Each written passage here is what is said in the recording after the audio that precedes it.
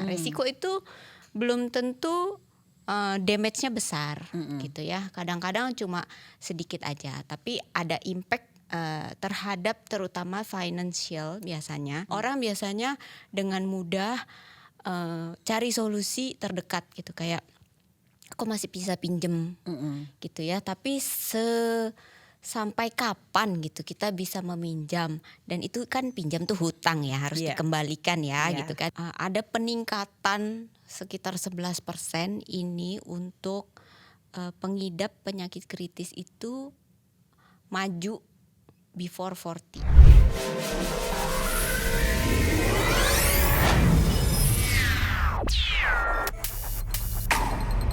Halo teman KBR, selamat datang di Uang Bicara, menavigasi kamu supaya tetap cuan bareng saya Puri Anindita. Kalau kita boleh request ya, skenario ideal dalam hidup itu tuh gak ada tantangan, gak ada risiko, gak ada kesusahan, pengennya tuh gitu ya. Tapi kan memang hidup tidak ideal. Jadi selalu ada resiko atau bahkan potensi resiko yang kadang kita ngerasa semua sekarang ini lagi baik-baik aja, tapi sebenarnya ada loh, setiap individu punya. Nah, potensi resiko apa nih yang perlu kita kalkulasi biar gak kaget ke depannya? Ini yang mau kita obrolin sama teman baru kita. Selamat datang. Sudah hadir Head of Product Development and Management Sequis, Wina Indah Lestari. Selamat datang Wina. Halo. Gimana kabarnya Puri hari Kabarnya ini? seneng banget karena jarang-jarang kita syuting memang di luar. Jadi makasih Sequis sudah membuka rumahnya nih ya di SCBD untuk kita semua dapat suasana baru nih langsung di sini. Natural light juga. Langsung tembak. Tadi kan kalau boleh request hidup semua baik-baik aja kan gak ada tantangan, gak ada resiko, pokoknya semua aman. Tapi kan kita tahu hidup gak kayak gitu ya. Nah mau tanya, ketika kita tuh lagi di range usia produktif 20 something ke atas lah sampai 40 something gitu kan, emang apa sih resiko hidup individu yang sering muncul gitu? Jomblo. Oh enggak ya. Enggak ya. Itu resiko ya? Kirain itu advantage in this economy. Jadi resiko itu sebenarnya macam-macam ya, dan mungkin yang sering orang lupa, resiko itu bisa datang kapan aja, bisa dalam bentuk kecil maupun dalam bentuk besar gitu ya. Jadi kalau kita kaitkan dengan resiko kehidupan, mungkin teman-teman kalau paling biasa dengar sakit misalnya gitu ya, sakit, meninggal dunia, itu yang paling umum lah ya. Tapi paling gampang aja kalau kita jalan tiba-tiba keserempet motor misalnya, itu termasuk resiko. Nah resiko itu belum tentu damage-nya besar gitu ya. Kadang-kadang cuma sedikit aja, tapi ada impact terhadap terutama financial biasanya. Jadi semua yang ada dampak terhadap financial itu yang kita sebut dalam resiko gitu. Oke, nah sekarang kan berarti mengerucut ya, kayak apapun resikonya, tadi kesenggol itu kan ternyata impactnya sampai ke isi dompet ya kan. Nah risiko finansial apa yang paling sering kita diabaikan gitu di range 20-40? Biasanya kalau anak muda ya, jadi kita suka take everything for granted gitu ya, seperti kayak kesehatan. Prima nih gue, kayak gue bisa Hyrox nih gitu kan. Wih, padahal malamnya begadang sampai jam 1 pagi, Iya, jam betul. 7 udah siap Hyrox gitu kan. Tapi terkadang kala kita menyamuk ya, kena DB itu kan gak pilih-pilih ya gitu. Jadi kadang-kadang itu kita suka mengabaikan bahwa resiko itu bisa datang kepada siapa aja, kapan aja. Dan terutama kalau usia produktif itu biasanya kesehatan. Resiko kesehatan. Jadi misalnya kita sakit kalau bentar mah puji Tuhan gitu ya. Kalau sakit berkepanjangan gak sembuh-sembuh itu kan PR, kita nyusahin orang gitu. Kemudian yang berikutnya biasanya kalau orang sudah berkeluarga, punya tanggungan, mungkin itu mikirnya agak lebih panjang lah ya gitu. Jadi itu harus memikirkan seperti pertanggungan jiwa, misalnya warisan untuk keluarga dan seterusnya gitu. Jadi biasanya yang paling sering diremehkan itu sebenarnya adalah kesehatan. Gitu. Kesehatan yang akhirnya menular ke finansial. Nah, banyak juga yang di sekarang ini, aku masih kerja, maksudnya aku menghasilkan sejumlah uang bulanan dan aku juga punya financial planning lah ibaratnya. Aku punya dana darurat gitu ya. gak jarang juga ibaratnya dapat asuransi yang dari kantor lah bawaan, yang kadang gak suka dicek juga isinya.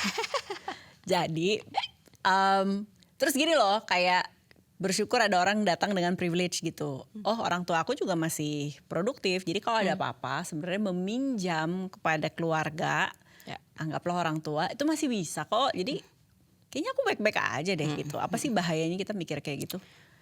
Itu bahaya banget sih. Jadi balik lagi ya, karena kita nggak tahu nih resiko itu bisa sejauh apa gitu. Kalau orang bilang tuh kalau lagi apes nih, lagi bau, itu kita bisa sampai habis-habisan gitu. Kan memang namanya resiko itu bisa terjadi, bisa juga enggak gitu ya. Kadang orang mikir gambling ngapain sih, gue mesti punya asuransi atau gue harus nabung setiap bulan. Toh ya kalau kenapa-napa gue masih bisa, masih ada orang tua dan sebagainya Iya, gitu. iya, iya. Tapi sebenarnya yang kita tidak mungkin suka tidak sadari atau tidak mau menyadari gitu ya, bahwa apa yang terjadi sama kita tuh nggak pernah tahu gitu.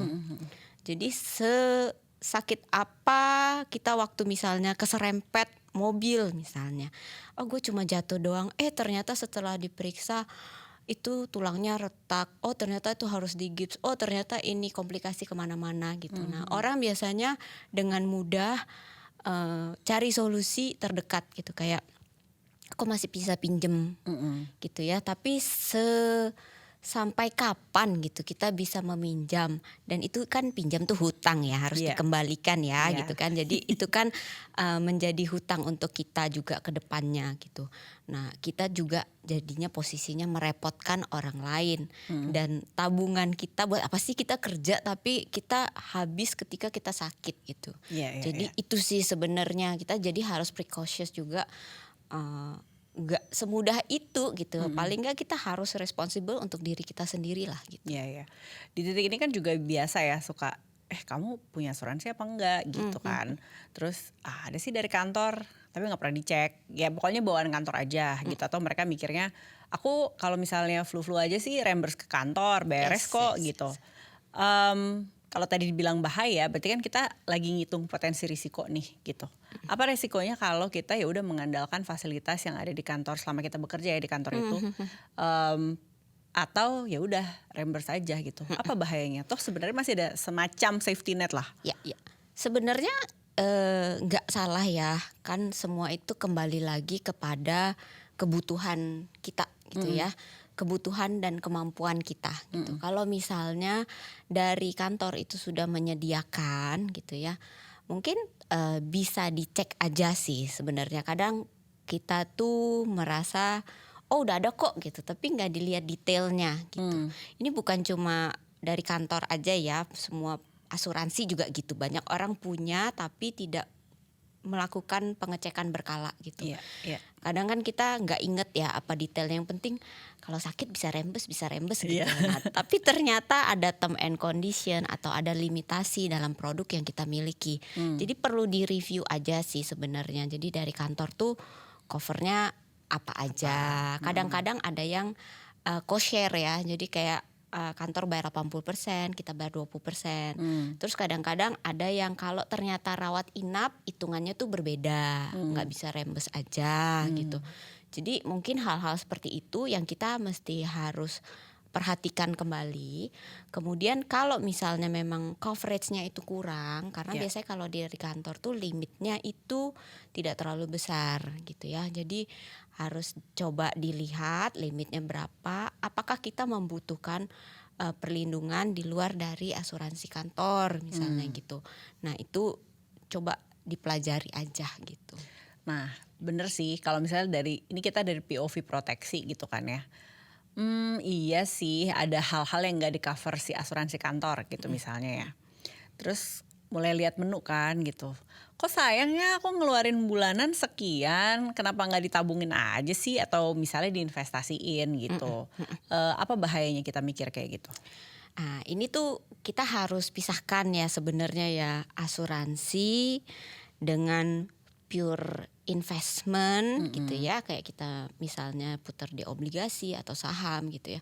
Itu jelas berbeda dengan asuransi. Asuransi itu kan memang tujuan utamanya adalah proteksi gitu ya. Kita proteksi, walaupun asuransi itu juga terkadang ada yang bisa di-combine ya dengan investasi juga gitu. Oke. Itu ada gitu. Tapi kita bukan investasi agresif gitu. Nah, untuk asuransi sendiri sebenarnya itu kita harus masukkan itu sebagai bagian dari financial planning kita gitu. Jadi ini memang entity yang berbeda ya gitu ya. Investasi ya kita harus terus ada menabung, tapi kita harus ada juga untuk asuransi gitu. Asuransi untuk memitigasi apabila resiko-resiko kehidupan itu terjadi di kita gitu. Jadi ketika terjadi resiko itu, ini tidak merusak susunan financial planning lainnya gitu. Jadi Oke. sebenarnya ini untuk jaga-jaga sih gitu ya. Sama kayak misalnya kita hire satpam misalnya gitu ya. Hire satpam, kita hire tiap bulan tidak terjadi apa-apa, apakah kita merasa itu sebuah kerugian? Harusnya kan enggak ya. Justru kalau ada apa-apa itu jangan mau dong gitu, jangan sampai kita kemalingan gitu. Sebenarnya mindsetnya seperti itu sih gitu. Justru harusnya jangan sampai kita sakit gitu ya. Tapi kalau amit-amit kita sakit atau tutup usia atau kena penyakit kritis, paling enggak orang yang kita tinggalkan atau kita sendiri yang sedang dalam perawatan itu secara financial itu terjaga. Oke. Ya, secara financial itu dalam kata lain termasuk dengan perawatan kita juga ya gitu. Nah, itu sih sebenarnya. Nah. Jadi jangan dipisah, itu saling melengkapi gitu. Itu saling melengkapi. Ini pas banget. Aku tuh lagi browsing ya. Jadi ada istilah asuransi endowment. Oke. Kalau secara harfiah diartiin gitu kan asuransi fungsi ganda Ya. atau multiguna gitu ya. Tapi apa sih sebenarnya dan cocok untuk tujuan yang kayak gimana? Oke, jadi kalau endowment itu biasanya itu memang kita jangka waktunya itu tertentu. Jadi kalau di produk asuransi itu ada yang namanya whole life, ada yang endowment. Kalau whole life itu perlindungannya itu sampai 100 tahun biasanya. Kayak seumur hidup gitu, seumur hidup perlindungannya. Tapi ini tuh kan produk asuransi tradisional ya. Jadi biasanya kalau yang seumur hidup dia covernya jiwa. Jadi tipenya itu seperti untuk warisan. Ya misalnya. lebih memikirkan apa ya generasi Next selanjutnya generation, atau ya. siapa yang jadi dependennya dia Benar. gitu ya. Oke. Nah biasanya endowment ini digunakan untuk perlindungan tambahan. Jadi biasanya gini, endowment itu bukan yang pertama orang beli biasanya. Jadi kalau udah punya kesehatan, udah punya jiwa, baru biasanya orang ambil endowment. Jadi Oke. ada stepnya gitu ya. Tapi endowment ini bisa menjadi salah satu alternatif juga buat teman-teman kalau misalnya kita tuh mau ada proteksi, tapi kita mau ada return juga lah gitu. Nah jadi di endowment ini sendiri biasanya kita periodenya kayak ada yang 10 tahun, ada yang 20 tahun gitu ya. Dari kita buka asuransi misalnya. Nah, itu kita didapat proteksi jiwa biasanya, dapat proteksi jiwa, kemudian kita ada return juga. Jadi di akhir masa perlindungan biasanya kita preminya kita kembalikan bersama dengan returnnya gitu. Itu biasanya. Jadi ini sebagai alternatif ya. Kalau dibilang kenapa gue nggak reksadana aja, bisa aja gitu. Cuma kelebihannya kembali lagi kita tuh asuransi gitu ya. Oke. Jadi kita memberikan ada perlindungan utamanya tuh apa di produk itu. Jadi kalau endowment biasanya kita di life.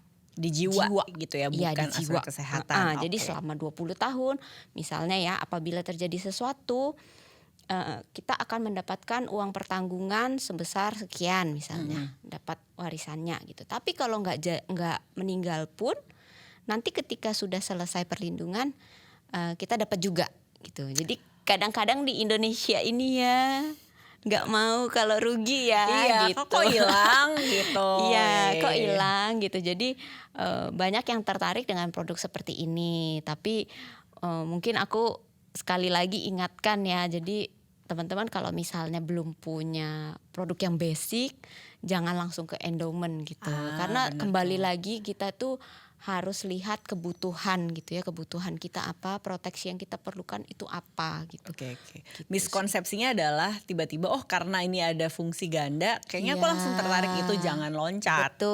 Betul. Oke, berarti kalau skala prioritas pertama Biasanya kalau di usia produktif itu kita kesehatan dulu. Kesehatan dulu, paling penting. Tapi kalau misalnya kesehatan sudah ada atau paling nggak parsial sudah ada, kalau udah ada tanggungan biasanya bisa ke live dulu juga boleh gitu. Oke. Jadi paling enggak orang yang ditinggalkan ya kita sudah aman lah ya untuk masalah yang itu gitu. Oke. Biasanya itu dulu sih, 2 itu. Jadi kita memikirkan sebenarnya jiwa itu bukan mikirin kitanya sih, Betul. mikirin orang-orang yang bergantung pada kita, Betul, gitu ya. Nah, rentang usia tadi kan bilangnya gini, kalau ada apa-apa berarti kan pergi ke ahli waris, kurang lebih kayak gitu ya. Tapi kalau diberikan umur panjang, berarti kan uang itu kembali, ya dengan syarat dan berlaku lah gitu ya. Itu rentangnya berapa lama? Tergantung produknya. Kalau di Sequis sendiri ada produk yang paling cepat kita balikin itu di tahun ke-7. Paling cepatnya. Paling cepatnya. Jadi ada opsi mau diambil apa enggak gitu, atau gimana? Kalau produk yang ini tuh memang dia balik tahun ke-7. Oke, Ada yang baik. begitu. Ada yang misalnya dia ada yang cicilan kayak dicicil tuh setiap tahun tuh dapat, ada yang gitu. Nanti setelah 20 tahun kita kembalikan semuanya. Ada juga yang seperti itu gitu. Oh, jadi ini tergantung skema. Ya, betul.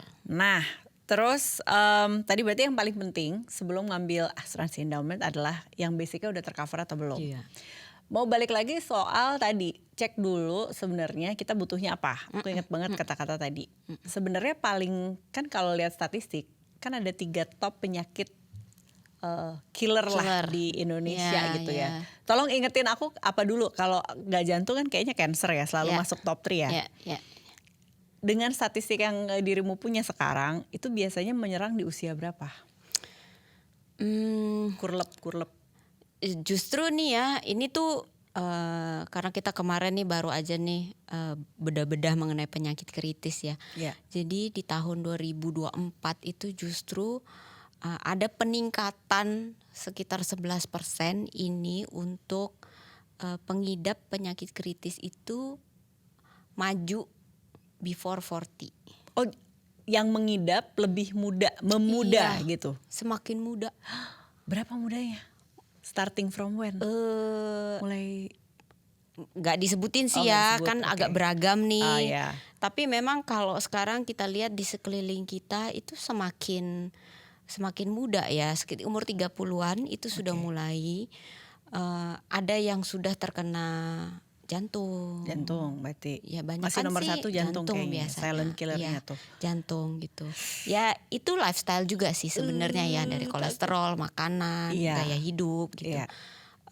Kadang kita tidak menyadari bahwa penyakit itu bisa untuk anak muda loh. Kirain cuma 50 tahun ke atas, 60 tahun ke atas Iya, gitu ya.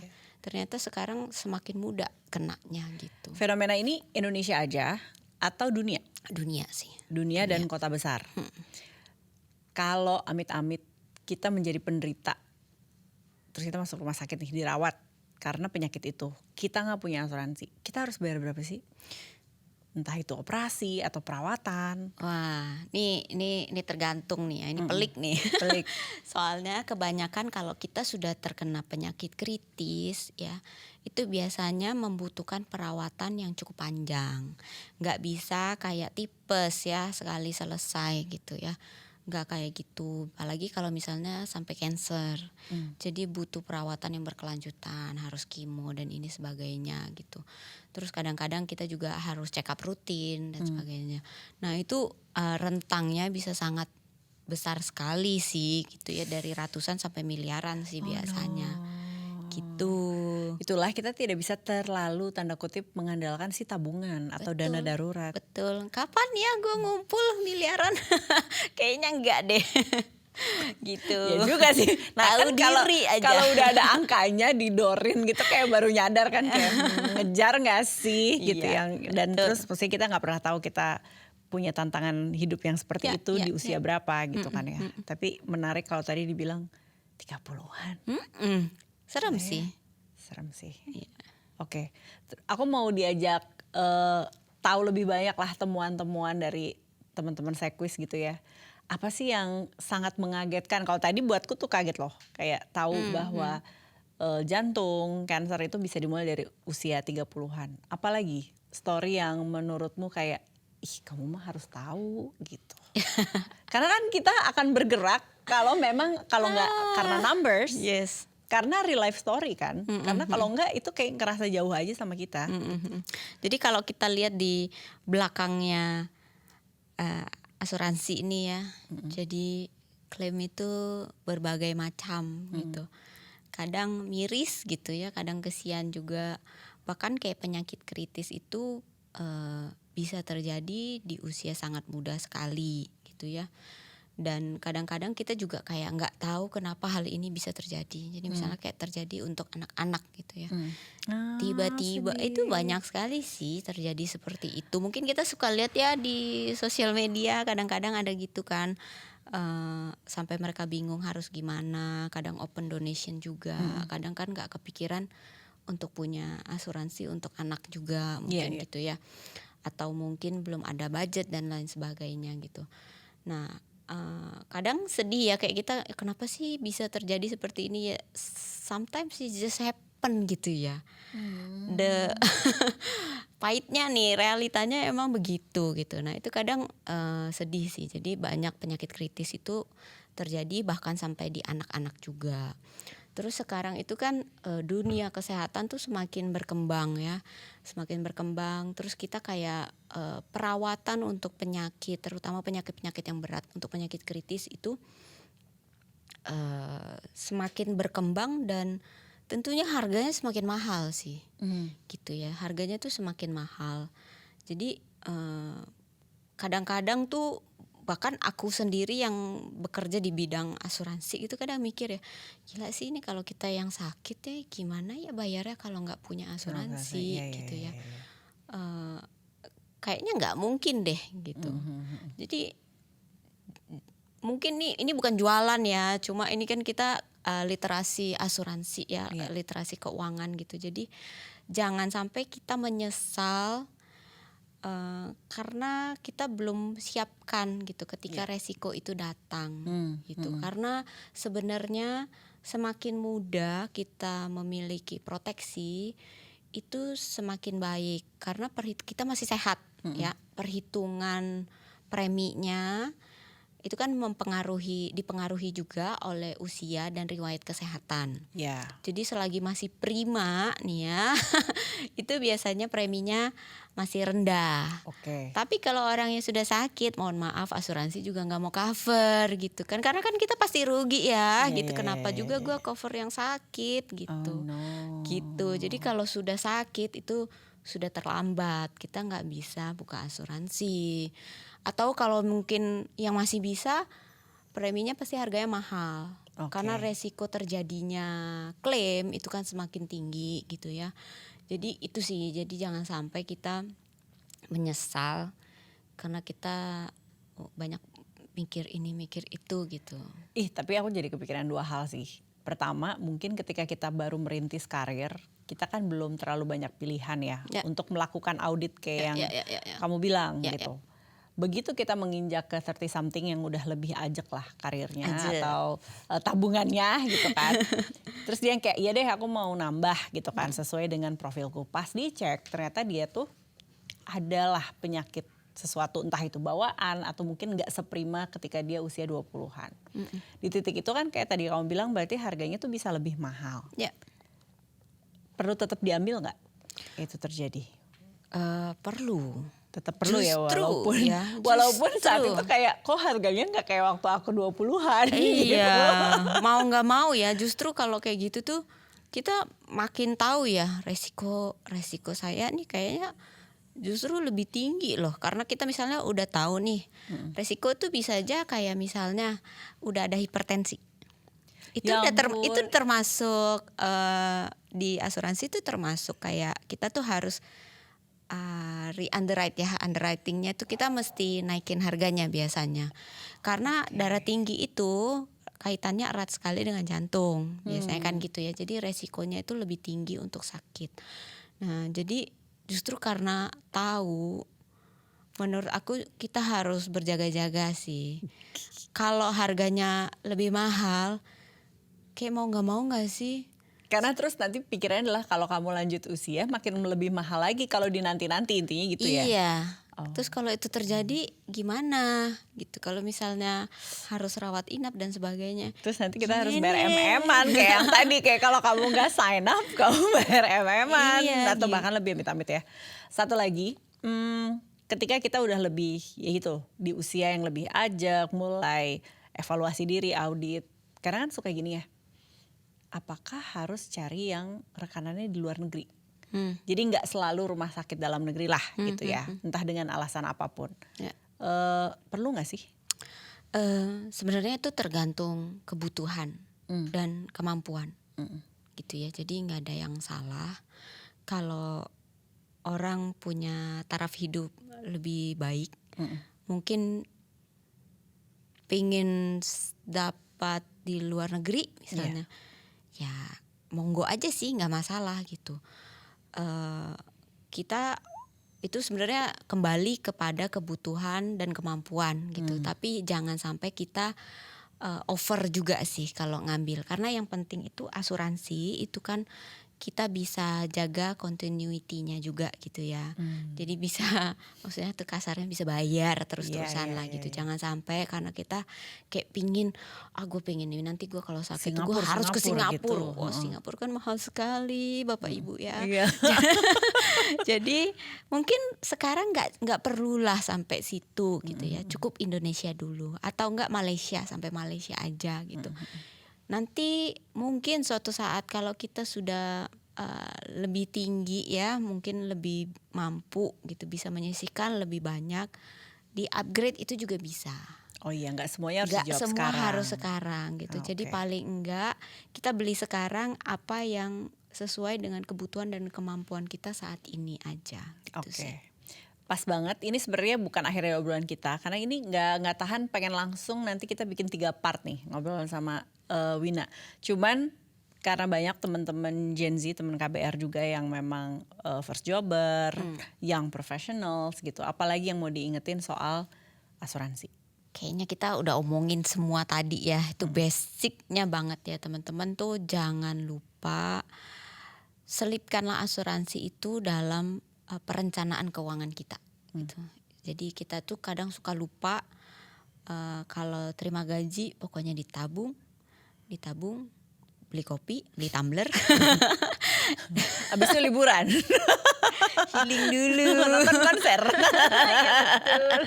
Jangan lupa selagi muda, karena selagi muda itu sebenarnya resiko untuk terjadinya sebuah penyakit itu lebih kecil, sehingga premi itu sebenarnya lebih murah, terjangkau, tidak semahal yang teman-teman bayangkan gitu ya.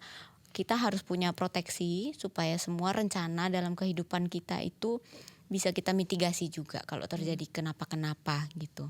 Jadi coba luangkan waktu aja, lihat-lihat kira-kira kebutuhan kita apa, yang kita dapat dari kantor apa misalnya ya.